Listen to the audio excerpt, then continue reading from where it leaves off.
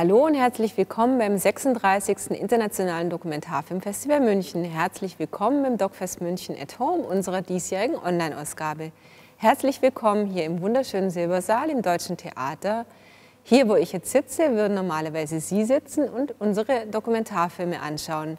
Stattdessen sitze ich jetzt hier und ich freue mich, dass wir hier im Silbersaal unsere internationalen und nationalen Filmgäste für unsere Filmgespräche begrüßen dürfen.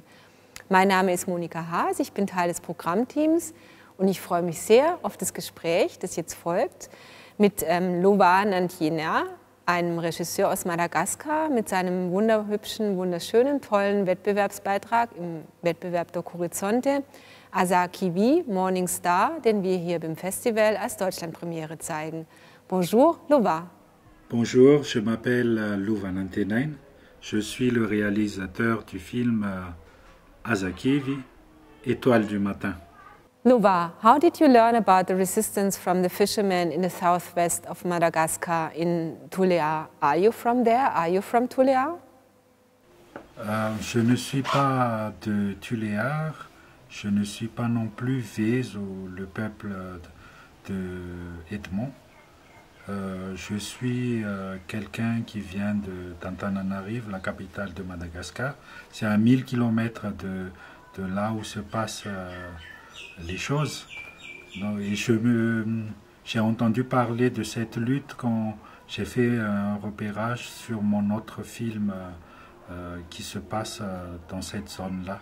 Et j'ai choisi Edmond, qui est Vez, parce qu'il fait partie d'une ethnie qui, depuis la nuit des temps, écument les mers et qui sont des nomades au départ.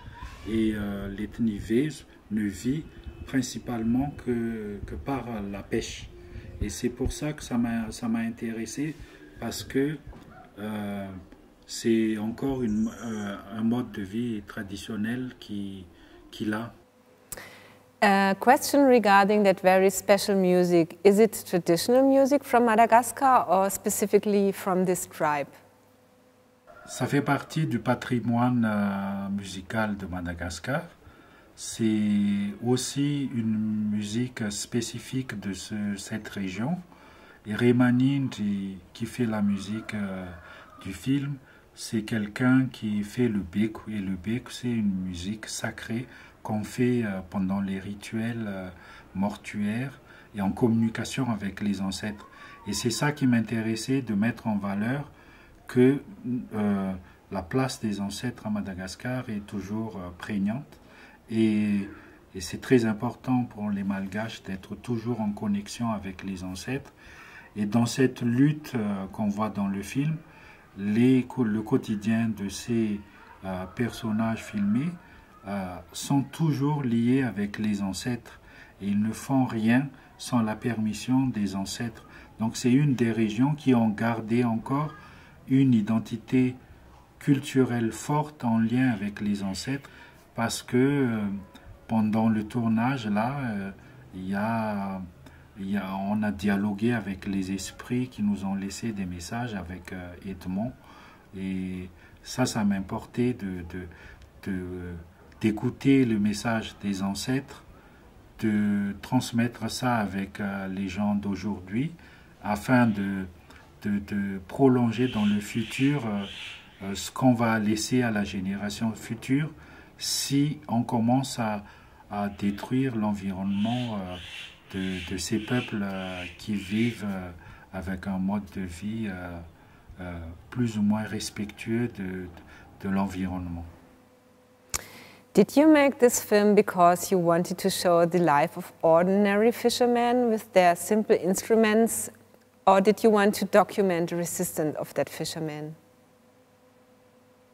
Effectivement, j'aime bien valoriser les gestes des pêcheurs en filmant de façon proche les manières de faire la pêche et les manières de fabriquer les barques, parce qu'il me semble que c'est important d'imprimer ça dans un film, dans le sens où c'est aussi une manière pour moi de documenter la façon de vivre des Vez qui sont menacés avec la raréfaction des ressources, et aussi le fait que la plupart des jeunes commencent à être découragés et ne pratiquent plus la pêche et ils partent en ville.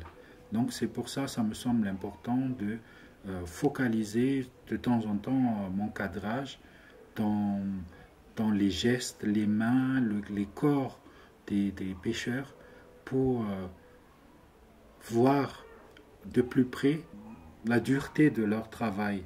Ça me semble important. Il faut savoir que les pêcheurs malgaches avec leurs petites barques font face à des gros bateaux, font face à des bateaux aux usines qui sont en pleine mer, qui ramassent tout et qui laissent rien aux pêcheurs traditionnels Vezo. Ici à Madagascar, dès qu'on dit développement et progrès, c'est comme une sorte de religion où rien n'est plus, où plus rien n'est à débattre.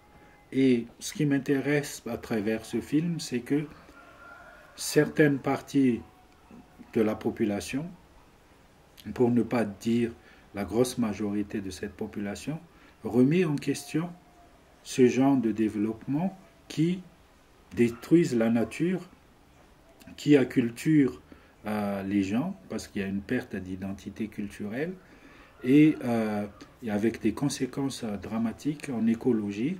Il y a des risques de pollution, des risques de radioactivité, que certains dirigeants trouvent juste que c'est des problèmes mineurs et que on peut ignorer la vie de ces peuples-là. Et qu'on imagine aussi dans cette partie du globe que tout le monde devrait travailler à l'usine et dépendre d'une grosse société et que les multinationales doivent fournir des emplois alors que la population locale elle-même travaille déjà et en lien, en osmose avec leur environnement, et c'est ça qui est dommage de détruire. Et c'est pour ça que j'ai fait ce film. A question regarding the financing. How was it possible to make this film as an all Madagascan production? How did you manage to finance it? La production a été financée entièrement par Endemica Film, la boîte malgache, parce que c'était avec nos propres moyens au départ pour financer le déplacement jusqu'à Tuléar. Moi, je ne vis pas avec cette communauté, j'habite à 900 km de là, dans la capitale, et ça se passe dans le sud de Madagascar. Le seul regret pour moi, c'est de ne pas pouvoir rester très longtemps et documenter tous les événements de la vie de ce peuple du Sud qui lutte contre ce projet minier. Et on a eu quand même un soutien de l'OIF dès le départ. Et vers la fin, on a eu le soutien de Vision Sud-Est de la Suisse. What is the situation today then? Did the government keep its promises to limit the mining rights of the Australian company? Au jour d'aujourd'hui, la situation n'a pas bougé. Il y a toujours une interdiction du permis minier. Il y a une suspension du permis minier. Et Madagascar est dans l'attente du nouveau code minier qui est en train de se faire actuellement.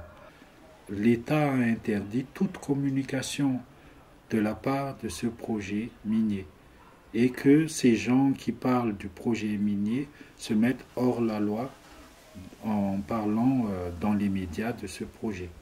Donc, pour l'instant, il y a la suspension de ce projet minier, mais la population locale reste en alerte au cas où des dirigeants ou des élus locaux réactivent le projet et mettent à nouveau en danger la population locale. Your film premiered last year at IDFA, the International Documentary Film Festival in Amsterdam. Now we are having it here at Doc Horizonte at DocFest Munich. And what are your hopes and and thoughts about the future of your film? Have you been screened for the locals? Have you been screened in Madagascar? Après les sorties en festival de ce film, on va essayer à tout prix d'abord de diffuser le film dans la ville où on a tourné, dans le village de Edmond, mais aussi essayer de le diffuser ici à Madagascar dans les centres culturels qui ouvrent ici après le Covid, le Corona. Et on va essayer aussi de passer à la télé avec des partenaires des chaînes télé ici, mais aussi on est en lien avec les cinémas, les salles de cinéma de Madagascar où on pourra diffuser le film et comme ça informer l'opinion publique sur la situation de ces peuples dans le sud de Madagascar. One last question. How did you shoot the scuba diver sequence? Une petite anecdote, c'est que la séquence plongée sous-marine a été tournée entièrement par les pêcheurs Vezo parce que c'est eux qui sont habitués à être sous l'eau. Et moi, j'ai attendu dans la barque du canoë avec ma caméra. Et c'est eux qui ont appris à filmer toute la séquence sous-marine. Et ils ont une connaissance de la mer que moi, j'ai pas. Et je n'ai pas hésité à confier la caméra, le GoPro, pour toute cette séquence de plongée sous-marine. Et j'étais très content du résultat parce que finalement, ils sont aussi bons cadreurs que moi. Thank you very much. Merci beaucoup, Luba. Wenn Ihnen der Film gefallen hat, Morning Star, dann sind Sie herzlich eingeladen für unseren Kino-Publikumspreis, gesponsert, ausgerichtet von der Redaktion BR und Dreisat, zu voten. Sie können für den Film abstimmen. Wir freuen uns sehr und Luba bestimmt auch. Viel Vergnügen beim DocFest.